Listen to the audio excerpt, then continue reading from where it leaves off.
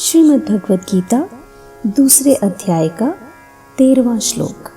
श्री भगवान कहते हैं, देहिनोऽस्मिन् यथा देहे कौमारं यौवनं जरा तथा देहांतर प्राप्तिर्धीर रसतत्र न मुह्यति। श्री भगवान कहते हैं कि जैसे शरीरधारियों के शरीर में, जब भगवान ने शरीरधारियों कहा, इसी से स्पष्ट होता है कि हम शरीर नहीं हैं। तो शरीरधारियों के शरीर में और शरीर की अवस्था में परिवर्तन नित्य होता रहता है, प्रतिक्षण होता रहता है।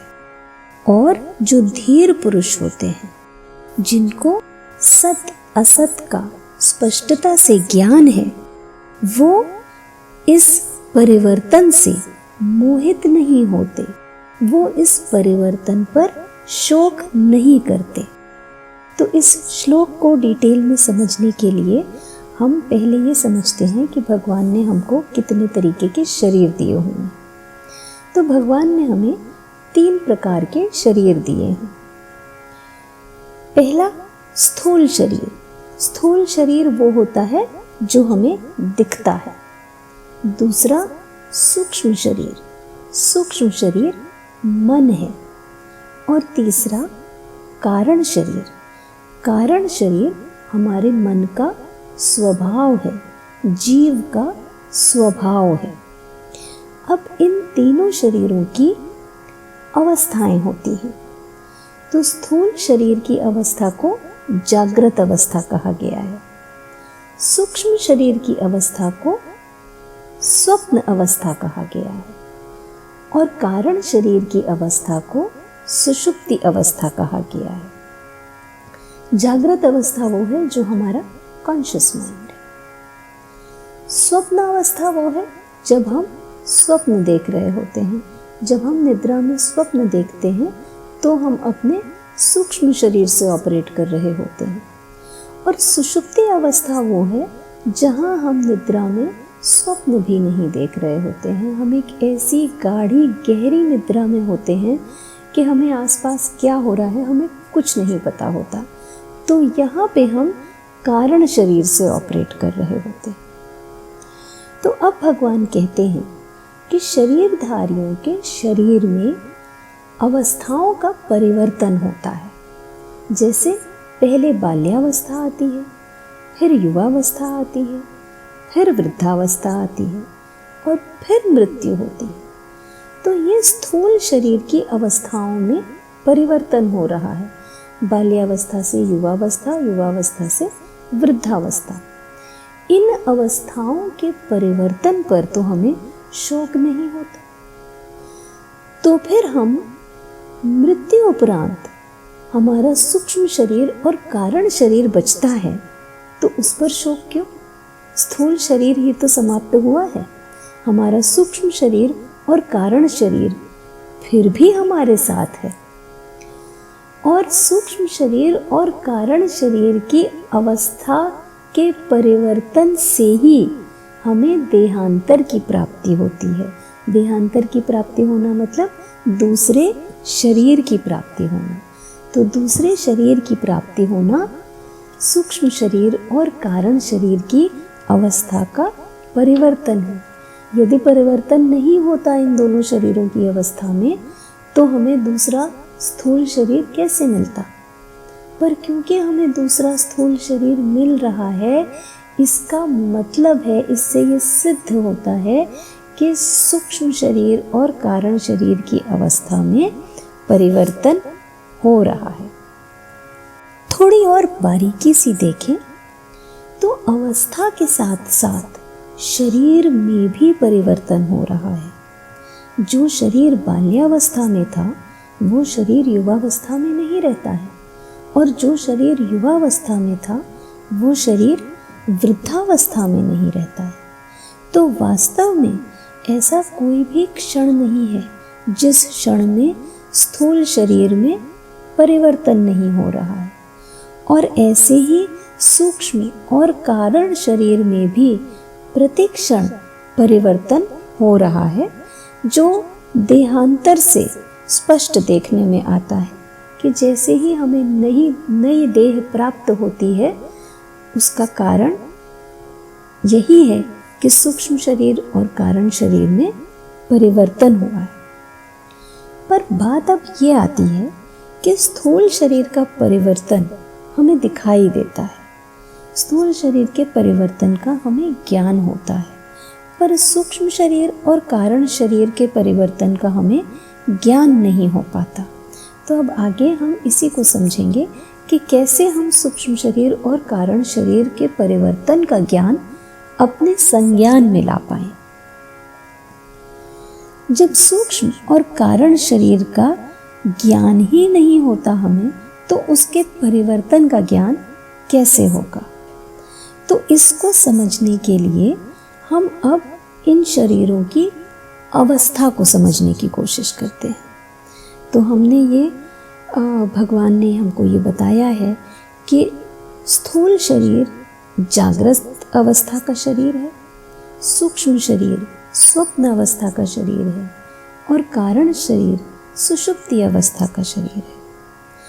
तो अब जब हम बाल्यावस्था में होते हैं, स्थूल शरीर से बाल्यावस्था में होते हैं और स्वप्न में स्वयं को देखते हैं, तो अपने आप को भी बालक की तरह ही देखते हैं। उसी तरीके से जब हम स्थूल शरीर से युवावस्था में होते हैं और कभी स्वप्न में स्वयं को देखते हैं, तो अपने आप को युवा ही देखते हैं।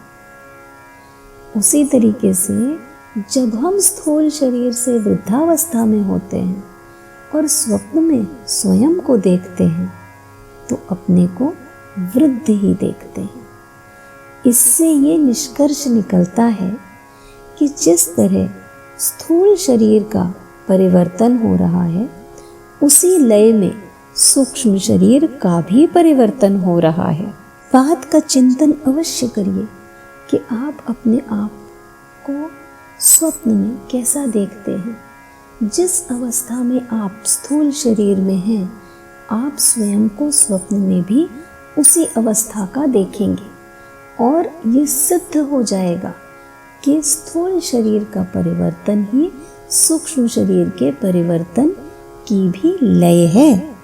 इसी प्रकार कारण शरीर का भी परिवर्तन हो रहा है। कारण शरीर के परिवर्तन को हम अपने संज्ञान में इस तरीके से ला सकते हैं कि बाल्यावस्था में जब बच्चा होता है तो वो सोता है, तो उसको किसी प्रकार की चिंता नहीं होती। वो एक गहरी निद्रा में चला जाता है और अक्सर गहरी निद्रा में चला जाता है। तो जब स्थूल शरीर की बाल्यावस्था होती है, तब बालक आसानी से सुषुप्ति अवस्था में रहता है और ज़्यादातर सुषुप्ति अवस्था में ही सोता है। युवावस्था में सुषुप्ति अवस्था कम हो जाती है और वृद्धावस्था में तो बहुत ही कम हो जाती है। अतः इससे कारण शरीर का परिवर्तन भी सिद्ध हो जाता है। कारण शरीर के परिवर्तन को हम एक दूसरे तरीके से भी समझ सकते हैं कि जब स्थूल शरीर की बाल्यावस्था में हम सोते हैं, तो उठने पर एकदम स्फूर्ति रहती है, ताजगी रहती है। उसी तरीके से जब स्थूल शरीर की युवावस्था होती है, तब भी निद्रा से जागने पर हम ताजगी महसूस करते हैं। परंतु जब वृद्धावस्था में हम नींद लेते हैं, तब बाल्यावस्था जैसी या युवावस्था जैसा विश्राम नहीं मिलता। इससे भी कारण शरीर का परिवर्तन सिद्ध होता है कि वृद्धावस्था में हम सुषुप्ति में नहीं जा पाते हैं। उसी प्रकार जिसको दूसरा देवता, पशु, पक्षी आदि का शरीर मिलता है, उसको उस शरीर में मैं यही हूँ ऐसा अनुभव होता है। तो यह सूक्ष्म शरीर का परिवर्तन हुआ कि मैं जो पहले था वो मैं नहीं हूँ, मैं जो अब हूँ मैं वो ही हूँ। तो ये सूक्ष्म शरीर का परिवर्तन है। ऐसे ही कारण शरीर में स्वभाव का परिवर्तन रहता है, जिसको स्थूल दृष्टि से हम आदत भी कहते हैं। तो आदत देवताओं की कुछ और होती है, पशु पक्षी की कुछ और होती है। जिस भी योनि में हम जाएं, आदतें बदल जाती हैं, स्वभाव बदल जाता है। तो इससे कारण शरीर का भी परिवर्तन सिद्ध होता है। अब ये तो हुई शरीरों में परिवर्तन की बात कि स्थूल शरीर भी प्रतिक्षण परिवर्तित हो रहा है, सूक्ष्म शरीर प्रतिक्षण परिवर्तित हो रहा है और कारण शरीर प्रतिक्षण परिवर्तित हो रहा है। परंतु ये मात्र शरीरों का परिवर्तन है, शरीरी का नहीं। यदि शरीरी देही का परिवर्तन होता तो अवस्थाओं के बदलने पर भी मैं वही हूँ ऐसा ज्ञान नहीं होता। परंतु अवस्थाओं के बदलने पर भी जो पहले बालक था, जवान था, वही मैं अब हूँ ऐसा ज्ञान होता है। इससे सिद्ध होता है कि शरीरी में स्वयं में परिवर्तन नहीं होता। सूक्ष्म शरीर की दृष्टि से देखें तो स्वप्न के पहले भी मैं वही था और स्वप्न देखने के बाद भी मैं वही हूँ। तो मैं स्वयं आत्मा नहीं बदला। उसी तरीके से कारण शरीर में परिवर्तन होता है, परंतु एक गहरी गाढ़ी निद्रा के पहले भी मैं ही था और भले उस गहरी निद्रा में क्या हुआ मुझे कुछ नहीं पता, परंतु उस निद्रा के बाद भी मैं वही हूँ इसका आभास पूरा रहता है। तो इससे ये सिद्ध होता है कि देही में परिवर्तन नहीं आ रहा है। सुषुप्ति अवस्था चाहे कितनी ही देर की क्यों ना हो, पर मैं वही रहता हूँ। मैं पहले भी वही था, मैं अब भी वही हूँ। तो हमने ये देखा कि स्थूल शरीर में परिवर्तन हुआ, बाल्यावस्था से युवावस्था, युवावस्था से वृद्धावस्था, पर मैं वही हूँ। सूक्ष्म शरीर में भी हमको यह समझ में आया कि जब हम स्थूल शरीर में बालक होते हैं तो हमको स्वप्न में भी अपने आप को हम बालक ही देखते हैं।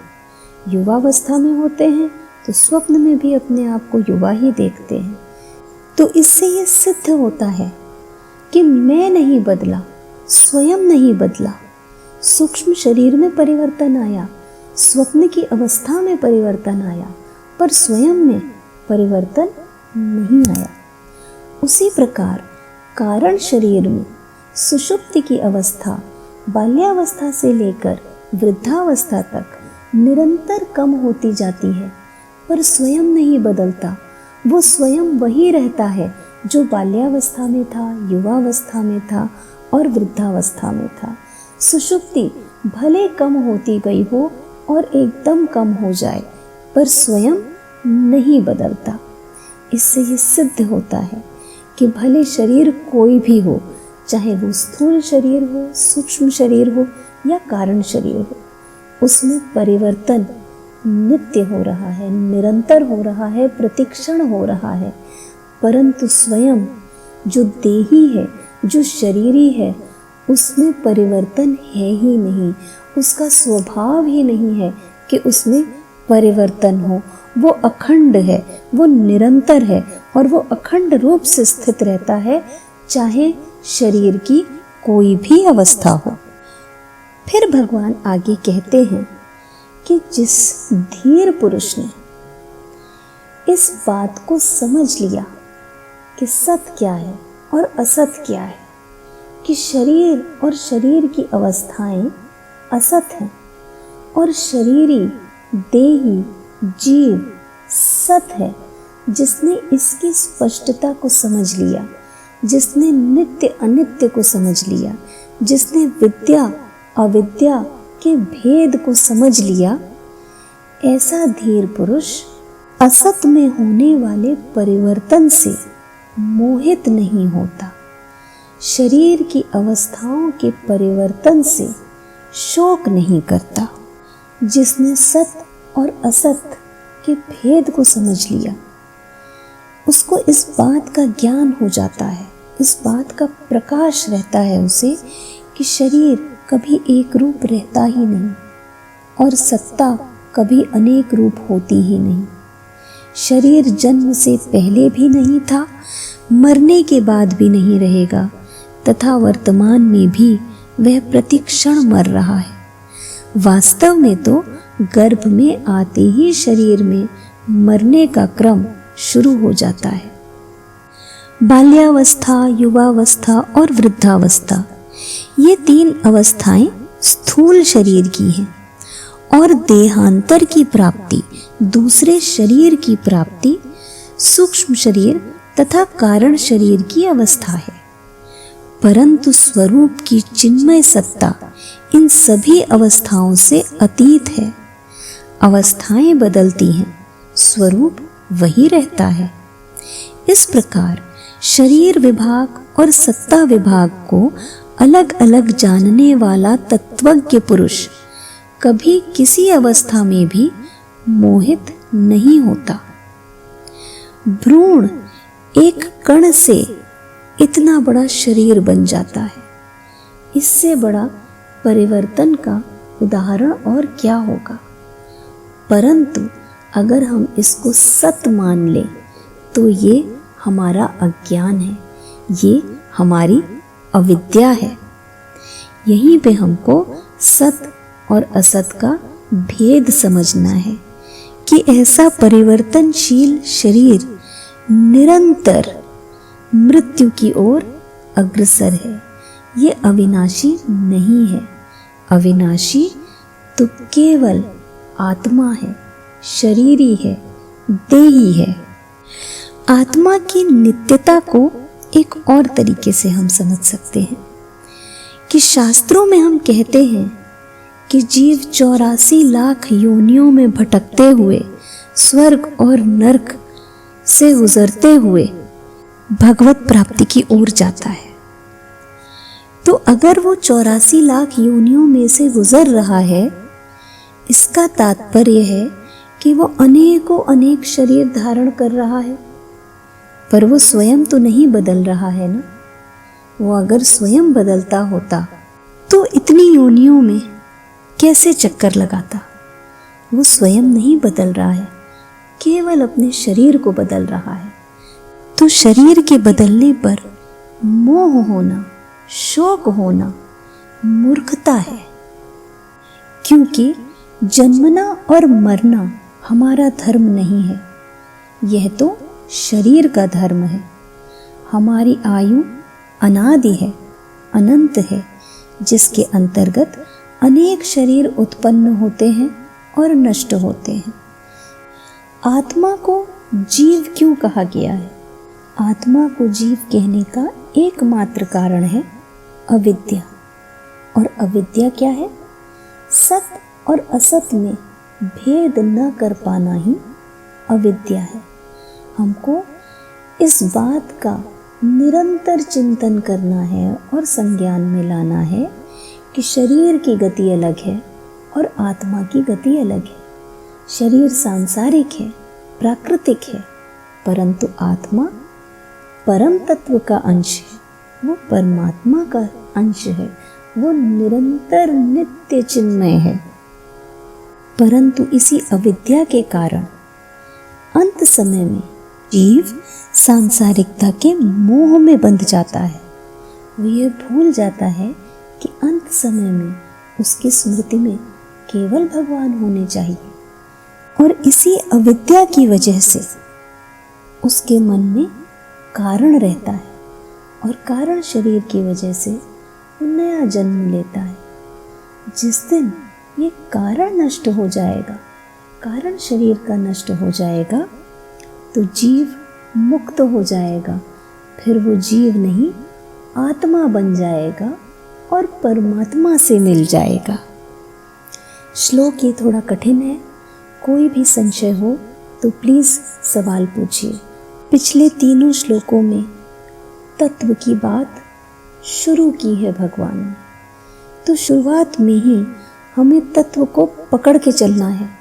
इसलिए पिछले तीनों श्लोकों में कोई भी संशय हो तो अवश्य पूछिए। एकदम क्रिस्टल क्लियर होनी चाहिए ये श्लोक। इन श्लोकों को आत्मसात करना है हमें, तभी हम आगे के तत्व को समझ पाएंगे।